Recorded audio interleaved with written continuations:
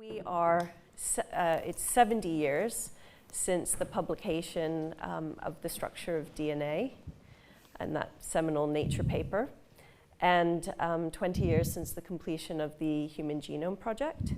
So I think 2023 is an exciting time, and as the price of sequencing comes down and the technologies and the advances in data science accelerate, how does that all relate to translation and patient benefit? So the experts we have together today are going to help deliberate and think about this question a little bit, and audience participation is very much welcome.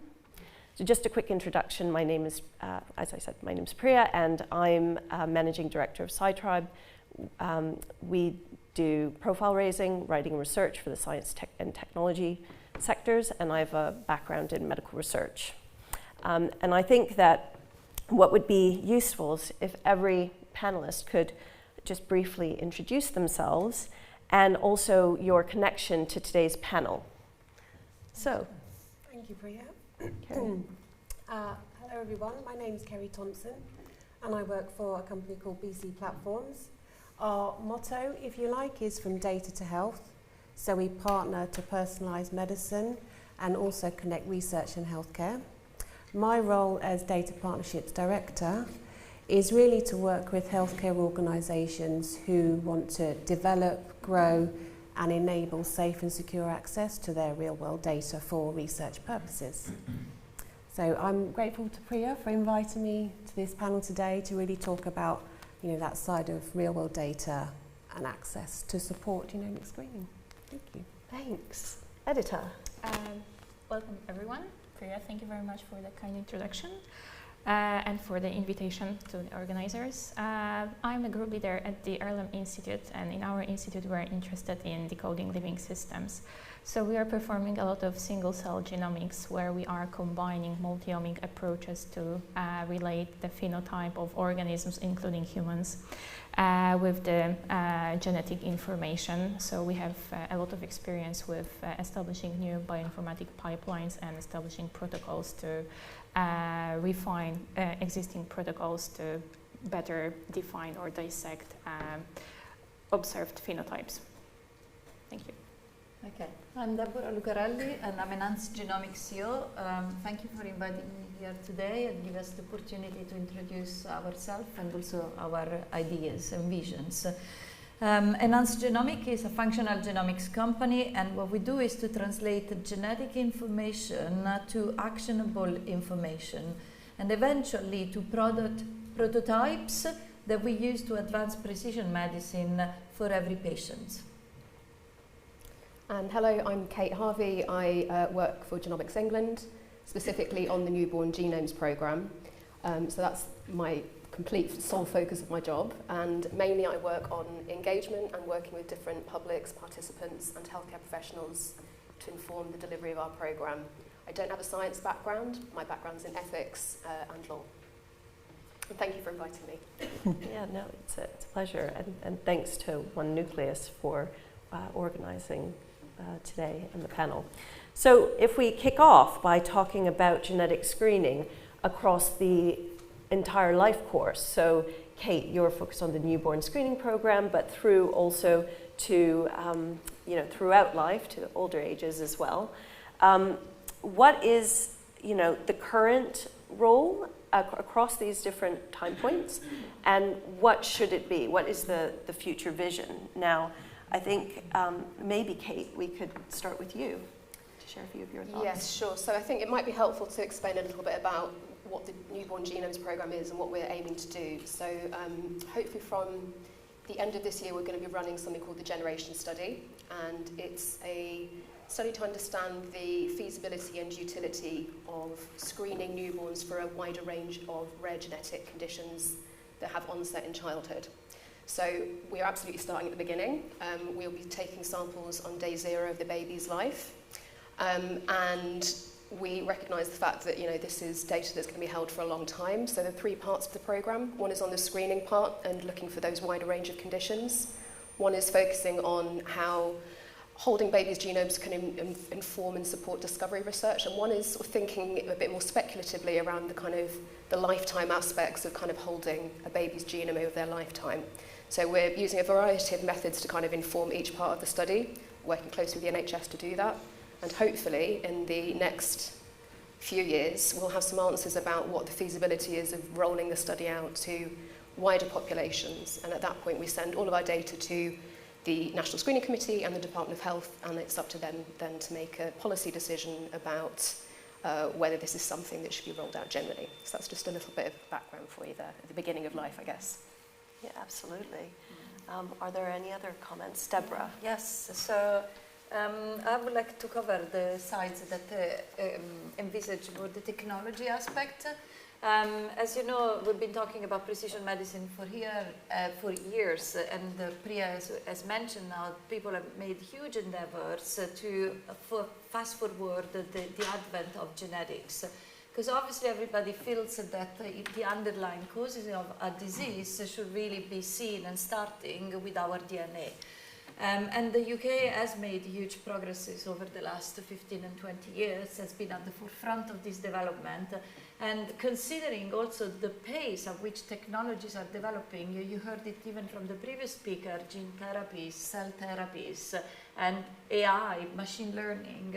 I think the future really is here. It's about to now getting it all together to combine a set of expertise and across multiple fields, across the medicine, across the engineering, across sciences, and manage to actually get all this information together and start thinking, you know, how can we really advance with the information we have and the technology that are available today, precision and care for every single patient.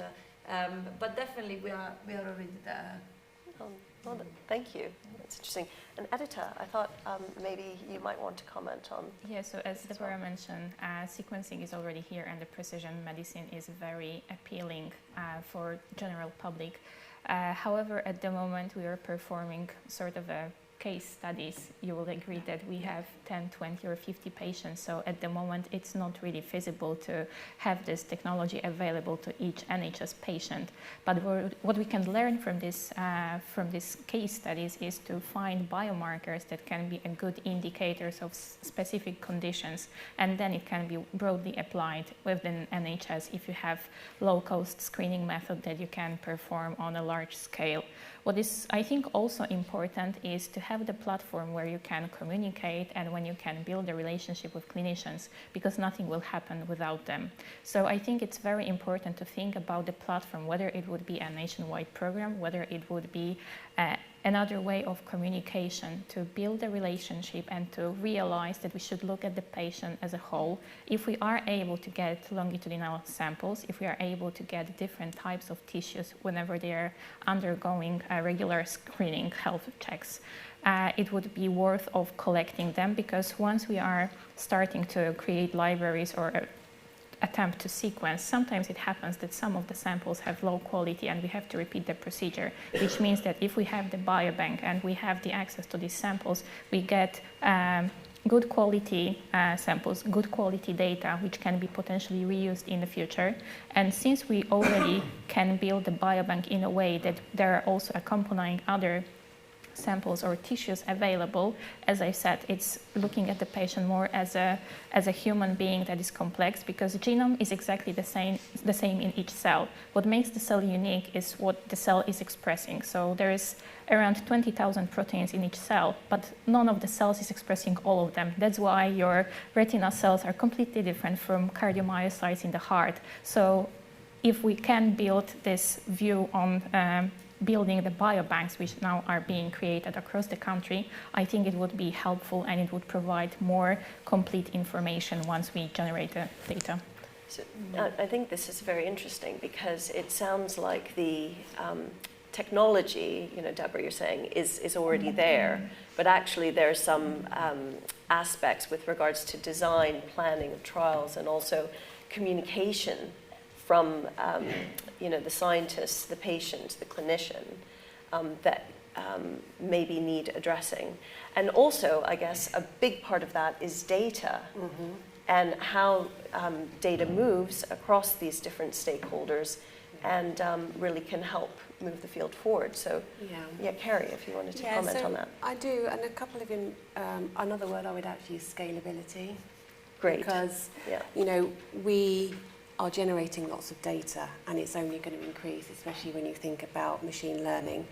And how is this going to be stored? And how is it going to be accessed? And then how will it be shared? And, you know, from my company's perspective, and when I talk to lots of individuals, you know, people know about federated access, where you can combine data sets from different data custodians or data controllers, but the data itself doesn't move. And that can be really important in certain fields where, you know, research may be diverse and wide and global. So I think that's important, but also, you know, to talk about that scalability, it's all got to be stored somewhere and it's got to be accessible. So I think that's an important consideration that we need to kind of to think about and to solve for moving forward. And so in terms of solving that issue or challenge, let's say, positive. Let's call it challenge. Yes. What are your proposed solutions or thoughts on this? I think that what's lovely is the different aspects of which we're addressing this topic. So yeah, please feel free to comment, guys. Well, I'd be happy to. Yeah. As part of our offering, we are a software company, a bioinformatics software company. That's how we were founded, if you like, combining clinical and genomic data. So that really is one of our core aspects of our business. So that's how we support our customers. That's great. And in terms of the, you know, when we have this data, there's obviously ethics, you know, so you've been discussing a bit about the access and the storage, etc. But there's also the data ethics and also the role of the NHS in that. And I think that, you know, deciding where the technologies need to be implemented, which indication or which patient population, with all of these decisions, you know, how should we implement this and what is the role of the NHS? So Deborah, I believe you had some very interesting thoughts on this. Yeah, so it's a very complex question that involves a lot of people. So there are various aspects when we think about developing a tool or a screening tool that can be deployed and then used by patients. And I also would like to say that there is already a very big step forward that the UK has made with the Galleri test. I think you're all aware that recently launched last year and allows to do a pan-cancer screen, and this offered actually amongst the NHS. And one thing that we're hearing is that not everybody wants to take it up, for instance. So there are a lot of people to convince and to get on board when you know things are developed and the new systems are introduced. So who is your audience? Who are you targeting? And there are also a lot of stakeholders that join you along this journey. I would like to give actually our personal experience in this particular context. So we have a very advanced platform that allows us to profile the genome at scale and obviously position is very well between the latest advancement. And we use all these new technologies that you can do cheaper sequencing. You have the ability to look at information from a different viewpoint and obviously using machine learning and so on and so forth. But we also need to think a lot about who is going to use your data. So how are clinicians going to be able to operate within this context? And actually also, what is the question that you are asking to the data? How do you design your experiment? It cannot be just random. It's not about taking random data and then trying to rationalize what's going on. You have a specific questions that you're trying to answer, and therefore you need to address it with a specific data sets. And some of this data can come from public resources, other of this data might come from private collections, and therefore, and some of it needs to be generated. At the same time, there is a huge involvement from a patient's community point of view, because the samples still come from people who are actually sick. They're not just coming because people just generously donate them or from healthy people. You need to identify the right cohorts. And then there is a variety of people who are involved in actually developing this product, because they can be very expensive. And we wonder how much, governmental institutions like the NHS, though they have the ambitions and the desire to do this development to improve the system, have the ability or the financial ability to move some of this product forward. Particularly for us, developing a diagnostic or a clinical diagnostics test is considered a risky venture, because it's capital intense, and also there is uncertainty about the future of those products sometimes, or it's not completely a done deal.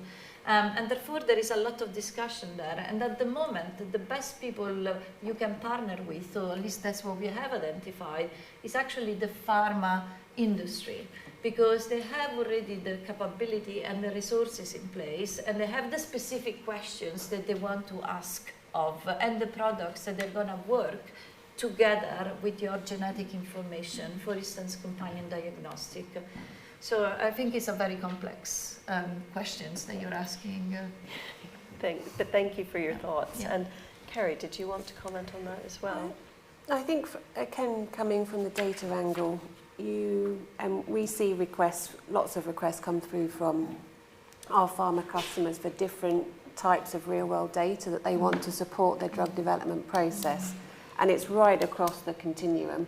And genomics is definitely becoming a much bigger part of that request now, but I think you need both. You need that clinical, longitudinal, rich, high-quality data that allows them to kind of make really smart, informed and cost-efficient decisions about kind of developing new drugs and medicines. Cool, great.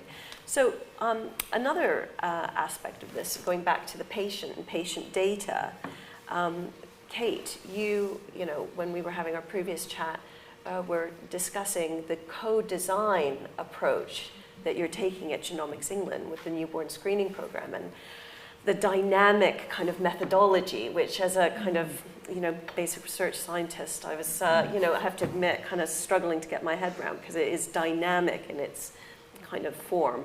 But maybe you could tell the audience a bit more about that. I think first, Tim, I thought your presentation was really interesting earlier, and you were talking basically about how you've co-designed to construct a building. And I suppose what we're doing is kind of co-designing with communities and participants to design a study, you know, and I think the methodology is quite similar, but obviously the endpoint's quite different.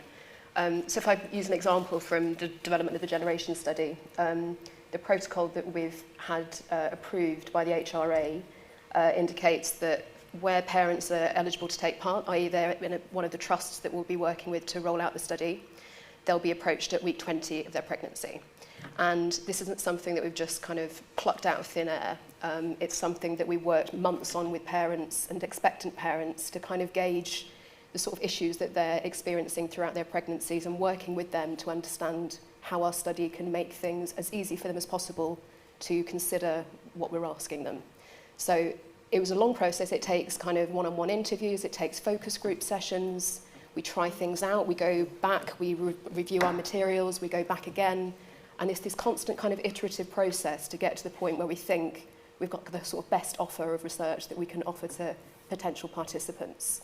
And we might find, I think, you know, because obviously this is a study that's going to involve 100,000 babies, it's a massive study, we might find out that despite our best efforts, when we actually come to roll it out, people go, actually, I don't want to hear about this at week 20. And I think it's then incumbent on us to be a bit humble about getting things wrong and learning as we go, and kind of realising that because all of the things that we do around research have these sort of uncertainties attached to it, and I think it's kind of addressing the elephant in the room, that that's what kind of underpins all research activities. And it's then being bold enough to kind of go, okay, how can we address those uncertainties? And I have to say, kind of working with participants and patients, it's been something that's made the kind of research ethics committee approval process much more straightforward. They've really kind of commended us on our work with those sort of groups. So, and it's enjoyable, and they kind of pick up things which you wouldn't sort of think about sitting in a focus group room yourself with your colleagues, you know, and I think you need to bring that kind of lived experience of people in who might be taking part in your study. So I think, you know, I kind of wave a big flag for co-design, but I think also we can perhaps talk a bit later about sort of more deliberative methodology outside kind of participants, but yes, it's worked very well for us, so hopefully that'll all come good when we roll out the study later this year. Thanks. Yeah, it's fascinating. I guess one thing we also discussed was that this kind of shift, I guess you're kind of spearheading a bit of this shift, Kate, with the work you're doing, with how we're approaching trials and data, genomic screening. I think the group felt that, you know, this shift, there needs to be a shift. And in the US, I think, Deborah, you were, you know, talking about that, you know, in some ways, this area is more advanced, or there's a, you know, but in the UK, we're very keen to get ahead. So I thought maybe if you could comment on that then. So I think it's, again, as I alluded in my previous answer or comments, I think is that the system is financially set differently, particularly in the US, because obviously we all use that as a comparator market somehow. And so there are different incentives to do that. As you know, in the US there is already cancer screens available or antenatal screens available, not just genetics, but all sorts of biomarkers. But there is also a system that allows actually to introduce this, that is financially viable, and there is tax reimbursement from various aspects. And I think that is what makes a big difference. So that's one of it is obviously the financial aspect. But the other side is also the training. We speak to a lot of clinicians, and while technology is advancing really fast, we need to remember that people who utilize those tools or those instruments have been trained maybe 20 years ago, because by the time you become a consultant, a fully fledged consultant, obviously time has gone by. And then they need to be trained themselves to understand how to interpret, how to use and how to interpret the data that is generated. And so I know that this is a very hot topic at the moment, and the UK have always wanted to be at the forefront of this area. And there is now some talking of potentially maybe identify a new institution or a new institute that maybe could become the translational institute in between the NHS and maybe this new development that can somehow favor the translation, because it seems very difficult to envisage at this point and today how the NHS could take further forward some of the costs that they are associated. It's not so much about the innovation, but about the overload that we currently see all the time, which is a shame, but maybe an intermediary body or someone who can take that translation aspect of first step might be a potential solution. But, yeah, it's really interesting. Kerry, did you want to comment on that? Yeah, I was just thinking what we see is to kind of get the ball rolling is use cases. So we can, you know, work with, be it healthcare organisations and pharma, getting them to partner to kind of just demonstrate that the advantages of exactly the kind of work that you're talking about. And then, you know, I was talking with the founder of our company about where did he see things going, and he talked about how we have to be able to demonstrate that there will be a return on investment. That's how we can get these larger healthcare organisations to really buy into what we're trying to do and what's actually being developed right now. So I think that will be kind of the tipping point when people can understand and directly see the benefit cost savings for them. Okay, great. Thank you. And Edyta, I just, you know, with regards to going back to Deborah's comment about potentially having a kind of intermediary institution, you know, as a academic research scientist at the Earlham Institute, do you think that would be helpful in helping translate your research to the clinic? and compared to how things are now, for example? I think definitely it would help, and it would foster the collaboration and exchange of knowledge. So what we have started recently doing, we are having visits from the clinicians from the Norfolk and Norwich University Hospital coming over to us, presenting what kind of patients or what kind of diseases they are interested in and what kind of genomic studies they would like to perform, having access to specific type of samples, trying to foster exactly the collaboration, but also looking for either biomarkers or improved therapies that they can offer to their patients, because then it's getting more personal. It's not XYZ that you read in the paper, it's the human being behind. So of course everything is anonymized. We have a biobank, but then it brings two interested parties closer, and I think it's helping develop the collaboration and potential applications for funding to support this type of work. But it's also interesting to brainstorm, because there is a different view. Clinicians have completely different perspective looking at the patient compared to the scientist or to the bioinformatician who is looking at the genetic sequence and is reporting that many SNPs or this is the predisposition for certain disease. For them, it's looking at the patient as a whole. So what will be the side effects and how we can prevent this or that side effect of the available therapy. Thanks. Priya, if I may add, because I think, again, the UK has noticed that gap, so it's not that people are not aware, and I think the Innovate UK is a good example of where people trying to apply for early translational funding, or LifeArc as well is a good place to go.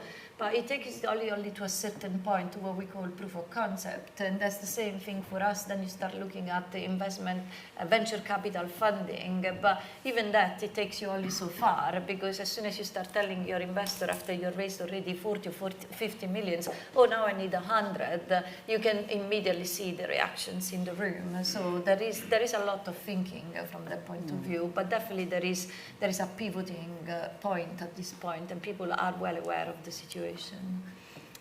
Great, thank you. So I think moving on, one important area kind of relating to genetic screening and the generated data, the results, is transparency and impact across the life course. So, you know, in terms of that, can we have any comments? I mean, Kate, I think it'd be good to hear from you. You had some thoughts previously around transparency and... Yeah, not to kind of just keep telling stories, but I'm going to tell another story, which is that we, earlier this year, ran a public deliberation on discovery research and how we might use newborns' genomic data to kind of improve and move forward discovery research in our sector. And at that discovery research, there was lots of kind of skepticism in the room from the participants about what that might mean, about the kind of potential vulnerabilities of babies' data. They can't make their own decisions. And I have to say, the thing that kind of changed the tone and sort of brought them forward to understand what we were talking about was sort of some examples that came from researchers themselves. So we invited lots of different researchers from lots of different specialties to actually come into the room and talk to participants about what they do and how they do it. And I think what was good for the researchers is that we obviously helped them beforehand as to what they might talk about. But they started off very high level, talking about concepts that I don't understand. And I had to say, if I don't understand it, nor are these members of the public in the room. So let's tone it down. What are the kind of brass tacks of what you actually want to achieve? And through that, we ended up just having some really kind of interesting stories that we could talk with participants. And I think that kind of opened the door to sort of proper ethical deliberation around some of the concepts that they were hearing about and the kind of views that they might have on it. So I have to say that I think, transparency is an absolutely important thing. But I think it was a philosopher called Honora O'Neill who basically distinguished between transparency and openness. So transparency being basically you just put stuff in the public domain and you expect people to be able to interpret it. So whether that's data sets or complex research papers, that's transparency. But what we want is openness, and that's basically, yes, being transparent, but doing it in an open way that people can understand and interpret, which is much harder and kind of is something that's a lot trickier to kind of achieve. But I think working with sort of participants to do that is a really good kind of litmus test for us to actually check that what we're doing is open and understandable. And then it's a good underpinning for then continuing to work with those participants in the design of anything that we do. So I'd kind of, again, advocate for storytelling and being open, avoiding the jargon, and kind of understanding that at the heart of what we all do are some really interesting human stories, and they've all got people at the heart of them. And I think we just need to sort of draw that out a bit more in a way that can be compelling. It's fantastic. So openness versus transparency, storytelling, improved communication, and inclusivity, I guess, across all the different stakeholders. Thank you. That's great. So also, when you have got this data at the outset, before a baby's even born, let's say, or at birth, how about the impact of that data being available on the rest of their life? And what are the ethics of that? Shall I address that first? Yeah. For it. So it's something that we have to think about really carefully, because obviously a baby has this right to an open future. They have the right to be able to make decisions about their own lives. If you enrol a baby when they're newborn, obviously they don't have that capacity to do that. So I think it's really incumbent on us to think really hard about how we are running this study. So what we're doing, and obviously we can't ask babies at this point because it's impossible. What we can do is try and work with some young people to inform our deliberations and think about the kind of future aspects. And obviously in 16 years' time, the whole ecosystem is probably going to look quite different. But we can at least start to put out some thoughts and work with young people to do that. But also what we're going to be doing, hopefully in the next sort of few months, is establishing a public standing group. And this is to focus specifically on the kind of lifetime genome aspects of our programme and to help us think through the kind of ethical ramifications of that. So again, it's kind of, and I think this is good for all engagement and public deliberation, is to start as early as you can. Even if it means that later you find out that what you learned is no longer relevant because the text moved on, I think you have to try. And that goes to that openness point again, and trying to kind of open up those conversations as early as possible to then inform your future approach. So it takes a lot of effort, but I think it's massively important. Great, thank you. And it's very dynamic. I think that's what I've been learning. So it's a bit of a different way of thinking to some extent for someone like myself. Kerry, in terms of having this data across the life course, is there any comments you can make there? And the benefit to the patient, right? And if you're storing their data and using it for different applications, what is their long-term benefit and gain?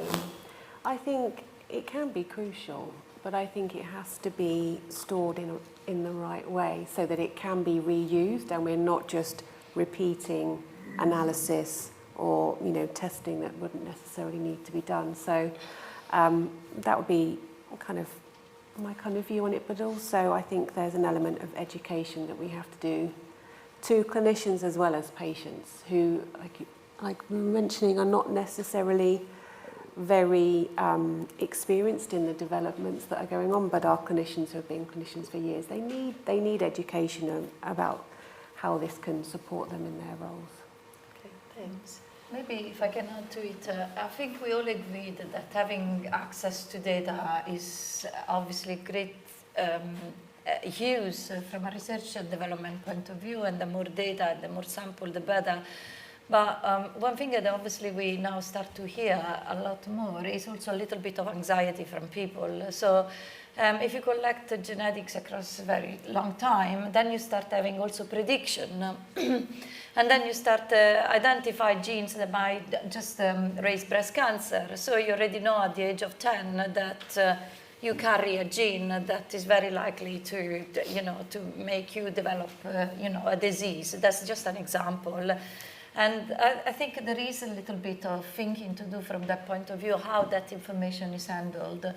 And then there is the more futuristic view, because when we talk about this, I always think about movies that I've been watching over the past. And then how is an insurance, or how are people going to use then eventually those information? Will you eventually not being covered by certain type of conditions, and so on and so forth? So I think this is what really needs to be thought a little bit more from that point of view. We all know that data is needed, and we all think that there is a future from a diagnostic perspective, from a prognostic perspective.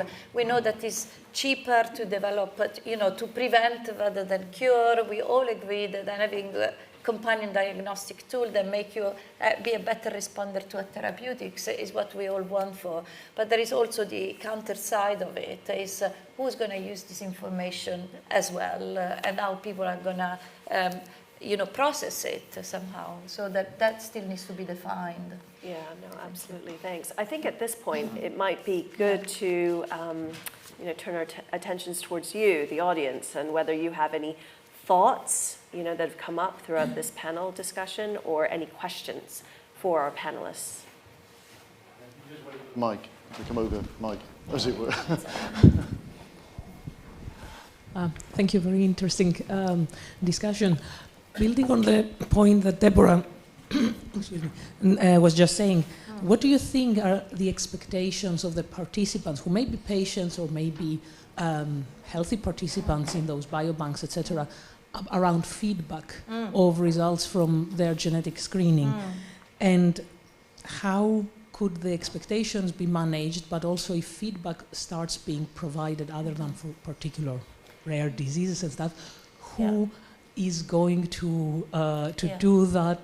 How can we help, or what needs to be created in order to facilitate this to happen? Yes, so you need to think that there is patients advocacy group, first of all, and I think Genomics England probably can comment on this a little bit better than me. We had the opportunity to speak to a variety of them, and the one thing that is very obvious is that those who are part of this group are people who are, I don't want to say desperate in itself, but they definitely see that research as a way to cure their children, to have a hope for maybe another son or for someone else. So people who don't want to go through the same journey, actually. So obviously those who are currently enrolled have a very noble, interest. And also there is another group of people that join this kind of studies, are those who want to advance science. But I feel like they still are not fully exposed to the extent of what could happen over the next 20 or 30 years. And I think this is why it's important to have those type of conversation.